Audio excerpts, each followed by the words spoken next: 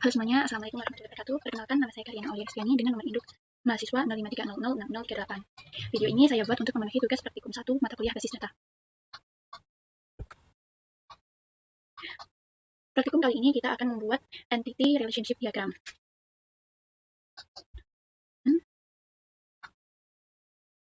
Kasus yang diberikan pada tugas sama dengan kasus yang ada pada bahan materi pokok basis data, yaitu contoh kasus kedua. Perhatikan kasus di bawah ini. Pada sebuah perguruan tinggi, mahasiswa akan mengambil mata kuliah yang ditawarkan. Setiap dapat mahasiswa minimal 1, namun dapat mengambil beberapa mata kuliah dalam satu semester. Setiap mata kuliah hanya dapat diajar oleh satu dosen, dan setiap dosen dapat mengampu atau mengejar minimal 1 mata kuliah. Sebagai langkah pertama, kita harus mengidentifikasi dan menetapkan seluruh entiti yang terkait. Pada kasus tersebut, diidentifikasi ada 3 entitas, yaitu mahasiswa, mata kuliah, dan dosen. Jadi pada YED Graph Editor, kita buat 3 entity dengan melakukan drag and drop icon entity. Nah,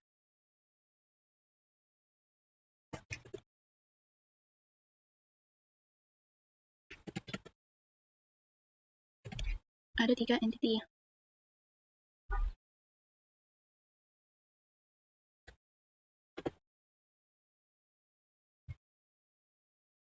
Pertama, mahasiswa. Kedua,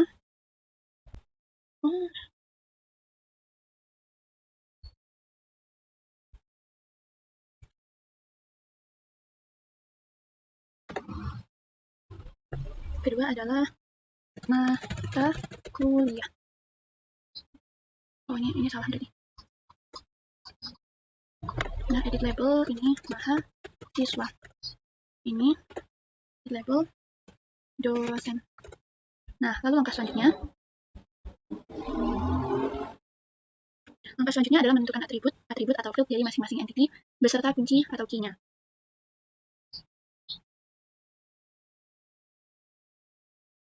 Apabila pada kasus menyebutkan secara rinci atribut yang terjadi, maka atribut tersebut harus dituliskan sesuai dengan penjelasan kasus. Namun, apabila kasus tidak menyebutkan, maka kita dapat menentukan secara intuisi atau penalaran apa yang terjadi dalam kehidupan sehari-hari. Seperti contoh berikut. A. Mahasiswa memiliki atribut nomor induk mahasiswa, jadi nama underscore mahasiswa. B. Mata kuliah memiliki atribut kode underscore mata kuliah, nama underscore mata kuliah. C. Dosen memiliki atribut nomor induk dosen, jadi nama underscore dosen. Maka tambahkan atribut kepada masing-masing entitas dan jangan lupa atribut primary key seperti nomor induk mahasiswa, kode mata kuliah, dan nomor induk dosen. Untuk garis dari atribut ke entity, gunakan simbol unspecified, tampilan hasil dari penambahan atribut. Nah, kita tambahkan atribut. Kita tarik yang ini. Oval. Kita copy agar lebih mudah. Ini tulisannya berarti. Nah.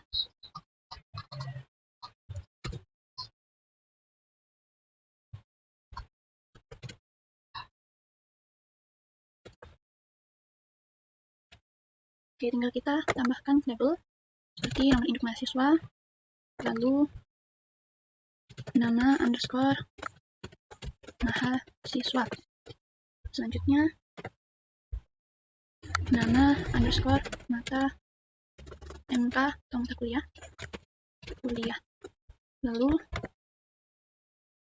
kode underscore mata kuliah. Selanjutnya, nomor induk dosen, NID.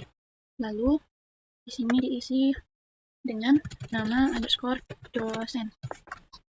Oke, lanjut pada tahap ketiga, yaitu mengidentifikasi dan menetapkan seluruh himpunan, relasi antara himpunan-himpunan entity yang ada beserta kunci tamu. Untuk menentukan relasi, salah satu cara untuk memudahkan adalah dengan membuat matriks relasi antara setiap entitas. Langkah ketiga tadi kita kelewatan ya, kita harus menambahkan atributnya. Nah, mana cara menambahkan atributnya?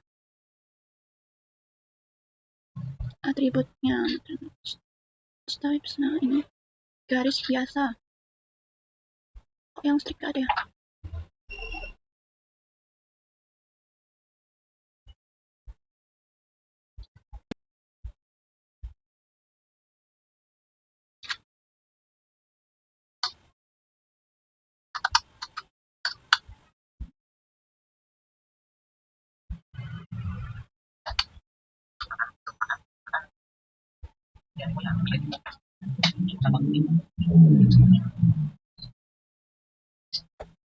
Itu saya.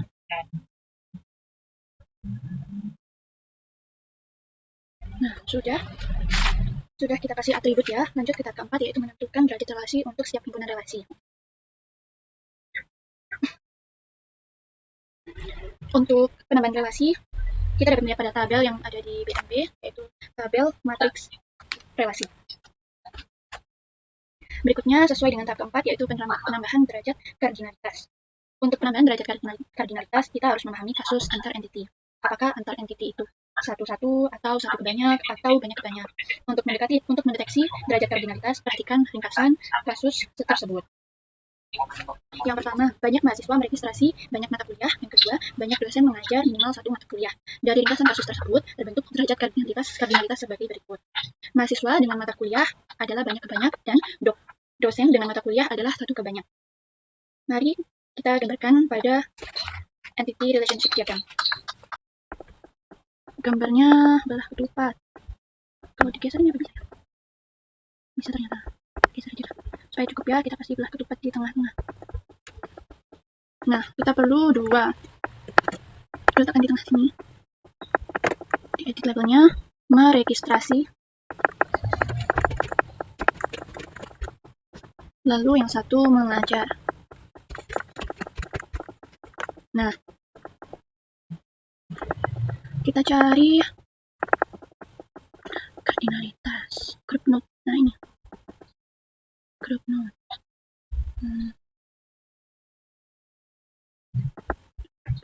Entity relationship. Nah, yang pertama ini dengan satu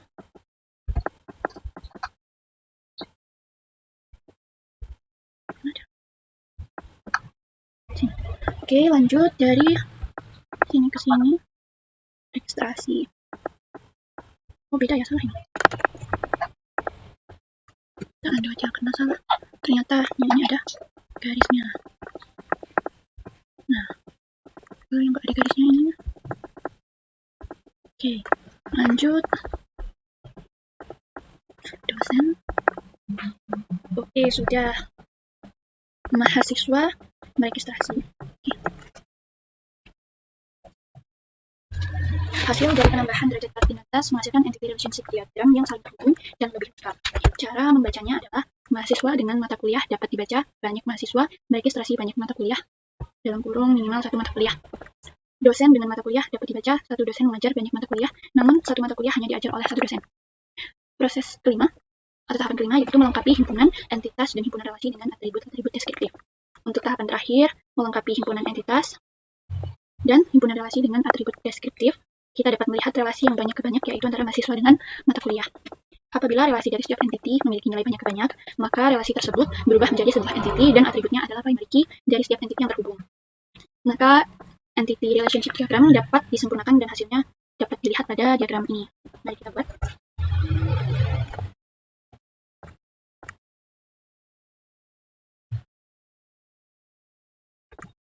Ternyata diperlukan ruang lebih besar ya di sini. Nah, di sini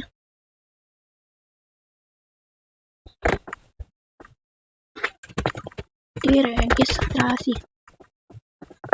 Tambahkan persegi di bawah sini.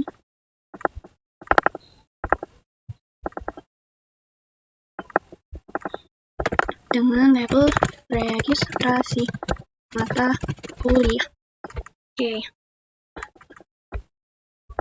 Beri checkmark lagi. Oval. 1. Tambahkan 1 lagi. Nah, edit labelnya. Nomor induk mahasiswa.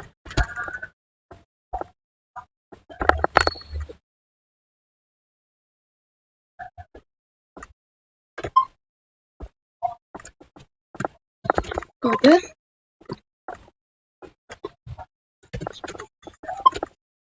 spasi mata kuliah. Oke.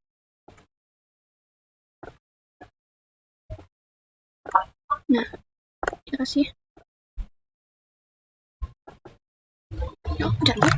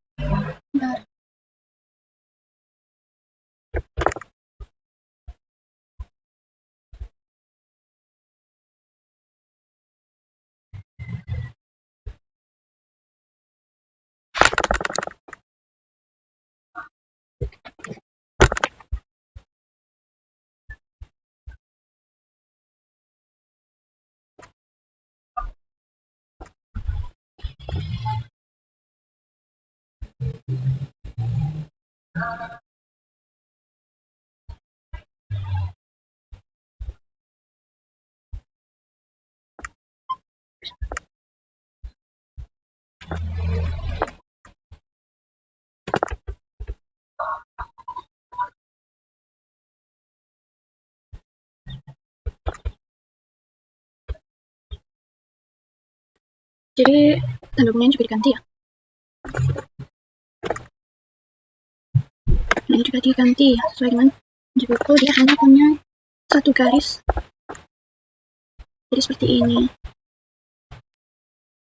Sudah jadi, inilah entity relationship diagram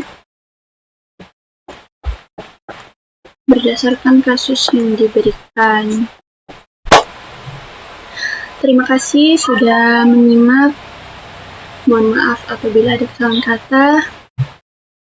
Sebenarnya saya juga masih kurang paham terhadap pembuatan entity relationship diagram ini. Jika Anda ingin memberikan saran, boleh di kolom komentar. Sekali lagi saya ucapkan terima kasih. Wassalamualaikum warahmatullahi wabarakatuh.